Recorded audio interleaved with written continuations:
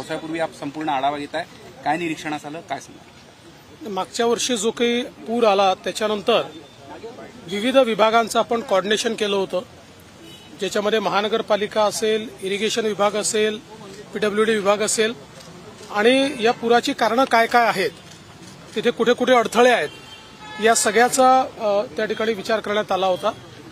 आता जी काही कामं हातात घेण्यात आली आहेत ती दोन प्रकारची आहेत. एक तर लॉंग टर्मची कामं आहेत आणि काही या पावसाळ्यापुरतं कामं आहेत. लॉंग टर्मच्या कामांमध्ये एक तर जे काही बंड स्ट्रेंथनिंग करायचं होतं ते काम पूर्ण होत आहे आणि जवळपास इरिगेशन विभागाने आता सांगितलं की पुढच्या 15-20 दिवसामध्ये बंड स्ट्रेंथनिंगचं काम ते पूर्ण करून घेतील, त्यामुळे ते एक महत्त्वाचं काम होईल.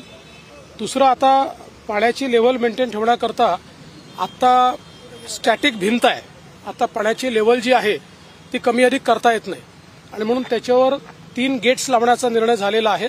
त्याचं देखील काम सुरू होईल, पण ते काही पावसाळ्यापूर्वी संपू शकणार नाही, त्याला अजून 6 महिने लागतील.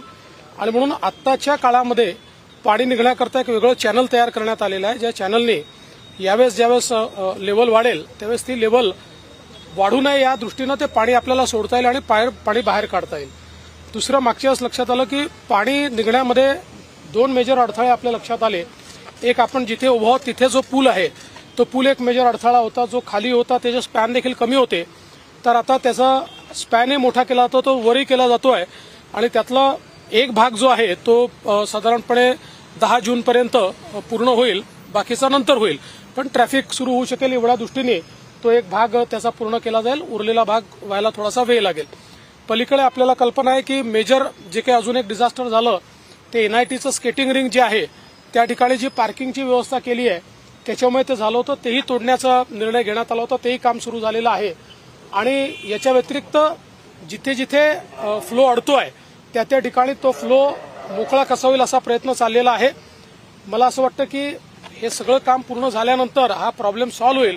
पण आता आमची चिंता आहे की या पावसाळ्यात काय त्या दृष्टीने ज्या काही टेम्पररी उपाययोजना आपण हातामध्ये घेतल्यात त्या लवकर पूर्ण झाल्या पाहिजेत असा आमचा प्रयत्न, आणि मला विश्वास आहे की सगळे विभाग काम करतात, त्यामुळे त्या निश्चितपणे पूर्ण करू शकतो. कॅस्टलमध्ये जे मेटल ब्रिज आहे ते तुटणार आहे का? आणि आता मी त्या ठिकाणी देखील जातो आहे, त्या ठिकाणच्या ज्या काही उपाययोजना त्या सगळ्या आपण करतो, ज्या काही सुचवलेल्या आहेत त्या सगळ्या आपण करतो. पुतळा हटवण्यासंदर्भात चर्चा होती, त्या असं त्याला एक्सपर्टची कमिटी बसलेली आहे. एक्सपर्टची कमिटी जी काही सुचवेल त्या दृष्टीनं त्या संदर्भातली कारवाई होईल. कोर्ट स्वतः मॉनिटर करताय. आता जे इथे मला ब्रीफिंग देण्यात आलंय त्याच्यामध्ये चॅनल सरळ करण्याच्या दृष्टीने काही भाग जो आहे साईडचा तो भाग त्या ठिकाणी काढण्याचं त्यांनी सुचवलेलं आहे. जे काही करण्याची आवश्यकता असेल ते आम्ही करू. एक्सपर्ट कमिटी जी काही सुचवेल त्यानुसार ती कारवाई केली जाईल. राज्य सरकार दुष्काळाच्या बाबतीत गंभीर नसल्याचा आरोप. मला असं वाटतं की शरद पवार साहेब असतील किंवा विरोधी पक्ष असेल हा एका नकारात्मक मानसिकतेत गेलेला आहे. याचं कारण या दुष्काळामध्ये इलेक्शन असून देखील टँकरच्या व्यवस्था असतील, इतर पाणी सोडण्याच्या व्यवस्था असतील, वॉटर मॅनेजमेंट असेल, या सगळ्या गोष्टी नीट प्रशासनाने केल्या आहेत. अजूनही पुढचे साधारणपणे महिनाभर आपल्याला या गोष्टी चालवाव्या लागणार आहेत. त्या दृष्टीनं टंचाईच्या बैठका असतील, टंचाईच्या संदर्भातलं प्लॅनिंग असेल, हे सगळं केलं आहे.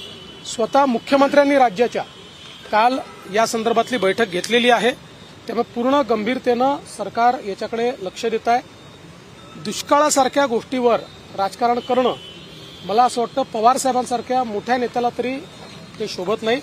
त्यामुळे त्यांच्या जरूर काही सूचना असतील तर त्या सूचना त्यांनी द्याव्या. त्या सूचनांचा विचार आम्ही करू. बीडच्या पराडमध्ये पुन्हा